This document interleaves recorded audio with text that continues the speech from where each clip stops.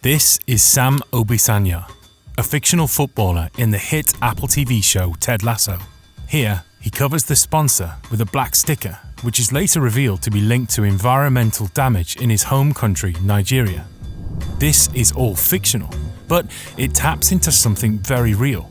Now, footballers objecting to shirt sponsors is rare in the sport, but as time passes, the questions raised by sponsorships are becoming harder to ignore, because what's written on a shirt often tells a story far bigger than football. It's about influence, complicity, and identity.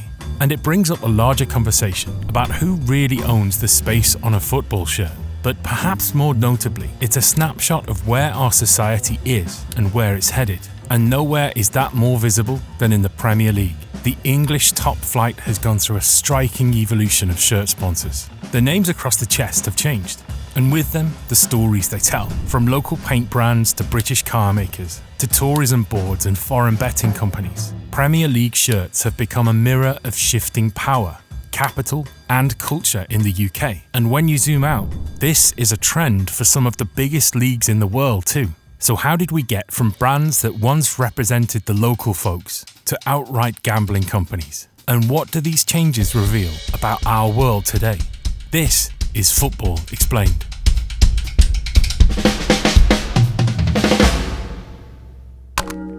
In the early 90s, the Premier League was still finding its feet. Commercially, it wasn't the global juggernaut it is today. Sponsors were mostly local or regional brands that resonated with the everyday fan. This was the era of beer and electronics, of working-class loyalty and tangible products. Back then, alcohol brands were some of the most visible and beloved shirt sponsors in English football. The Liverpool and Carlsberg combination is the most iconic. That white script against the red shirt lasted nearly 2 decades, from 1992 to 2010. The brand became almost synonymous with the club.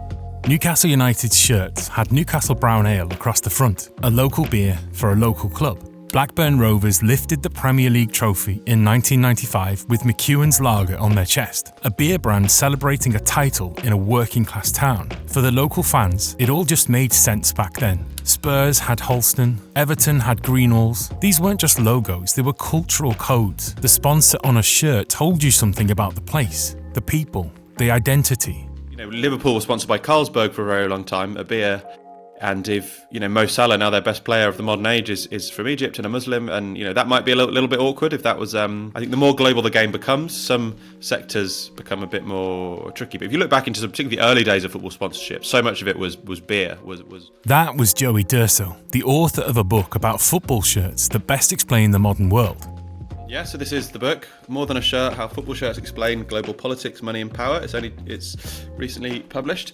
Over time, alcohol sponsorship began to clash with the growing concerns about advertising to children, especially as replica shirts became more popular with younger fans. We've done an entire video on how football shirts became popular, so make sure to check that out. But in general, as football grew, many clubs started stepping away from alcohol. Some deals remained, but they were no longer front and centre. And as the money in the game grew, beer brands simply couldn't keep up. Their marketing budgets weren't built for the global bidding wars that were now defining Premier League partnerships. Alongside beer brands, another pillar of 90s sponsorship was electronics, especially Japanese firms that dominated consumer tech at the time. Lots and lots of English teams had Japanese electronics brands, but that wasn't really about the global fan base. That was about UK fans buying, and that was also a time when I think, incomes were rising quite quickly. A lot of people had more disposable income to spend on TVs, on microwaves, on hi-fi systems.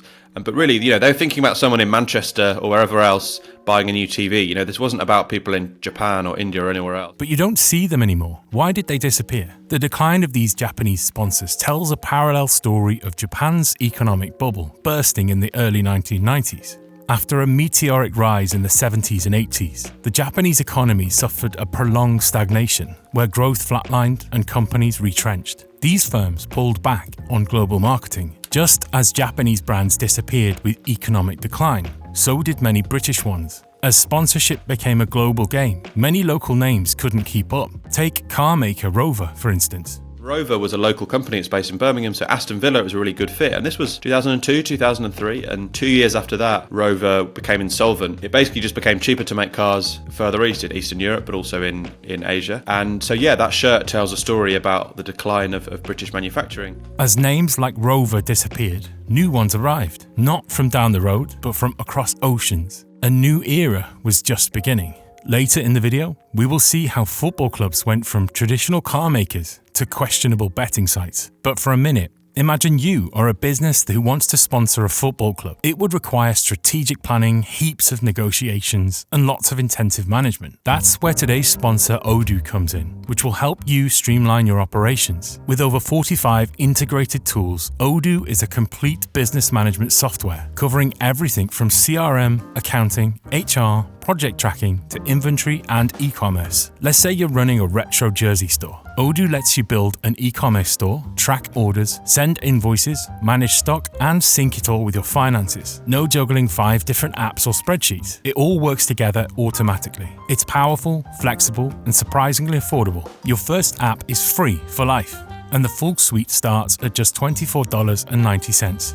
More than 12 million users trust Odoo, from solo creators to Champions League level businesses. So if you want to run your hustle like a pro, check out Odoo by clicking the link in the description. Thanks to Odoo for sponsoring this segment of the video. And now, back to the story. As the Premier League went global in the 2000s, the logos on its shirts began telling a new story. This was the era of foreign takeover, where club shirts became billboards for global influence, soft power, and economic ambition. In 2001, Chelsea became the first major English club to wear Fly Emirates across their shirt. It was a short-lived deal that ended in 2005, but it marked the entry of Gulf money into the English game. Soon after, Arsenal signed a transformative deal with Emirates, but that wasn't just about shirt sponsorship. It included naming rights to the club's new stadium. And just like that, the Emirates Stadium became one of the first modern examples of a brand literally shaping a club's identity and architecture.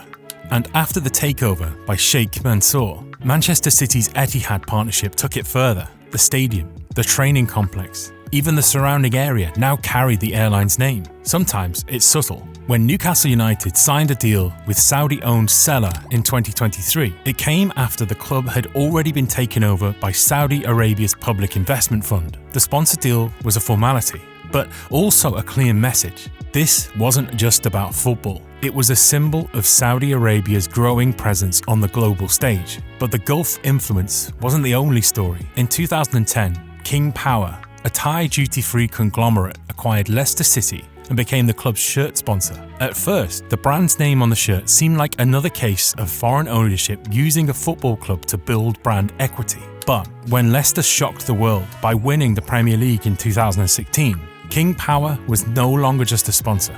It became part of the fairy tale. The brand name was plastered on every iconic moment of that title-winning run, broadcast to millions across the world. Even Malaysia got in on the act. From 2011 to 2013, Cardiff City had Malaysia across their shirts, part of owner Vincent Tan's efforts to market the country to a global audience through football. By now, it's a well-established pattern. Qatar flexed its muscle through Paris Saint-Germain. Azerbaijan briefly appeared on Atletico Madrid's shirts, and the soft power game is still expanding in unpredictable ways. Barcelona have recently signed a 4-year deal to put Democratic Republic of Congo, Heart of Africa, on their training kits, following AC Milan's move to strike a similar partnership. Just as neighbours Rwanda have done, placing their Visit Rwanda logo on the sleeves of Arsenal and PSG.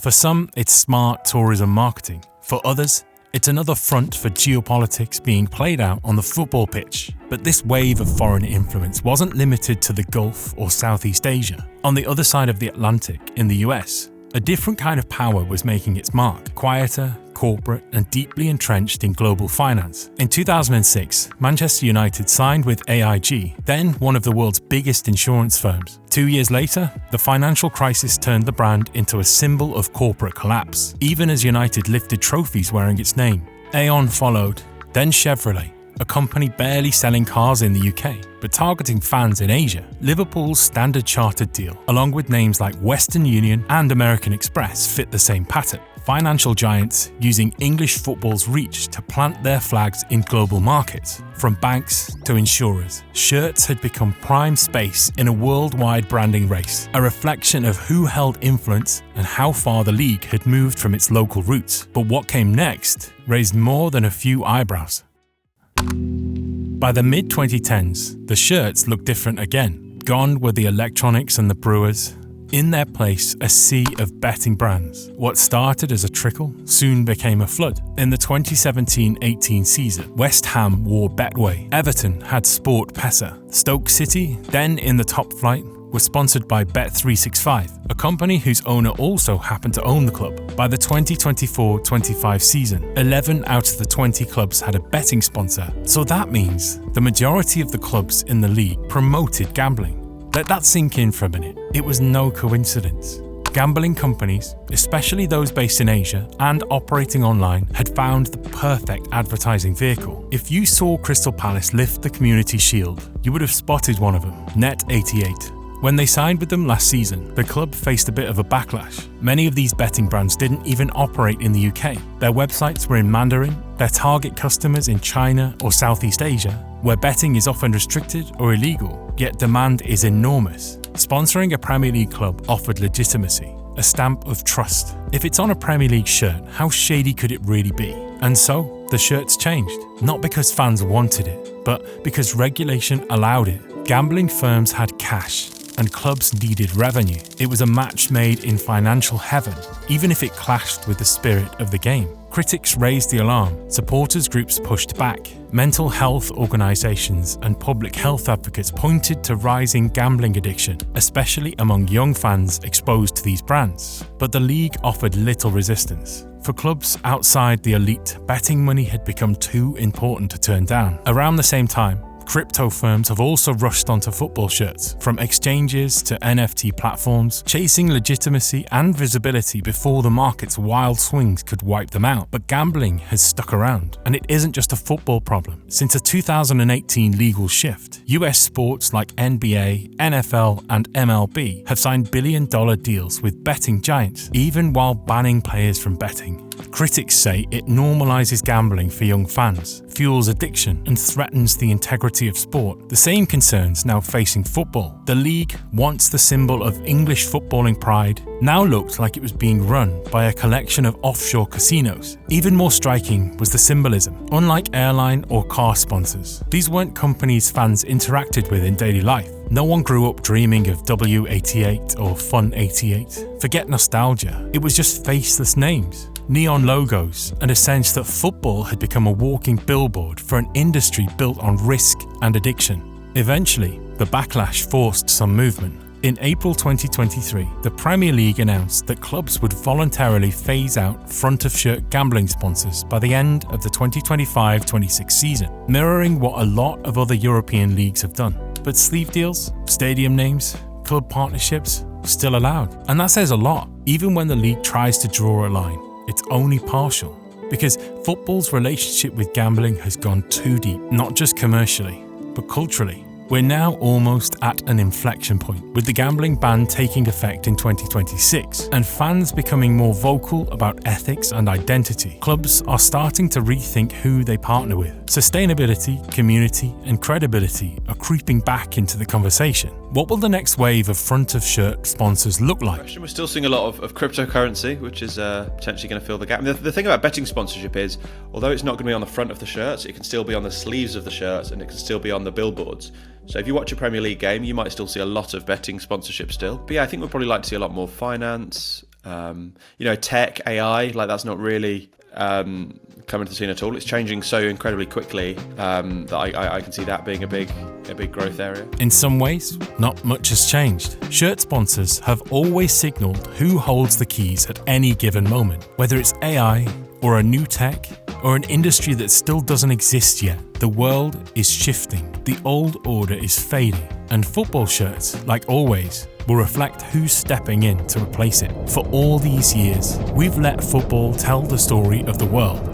Here's hoping that we tell the right ones.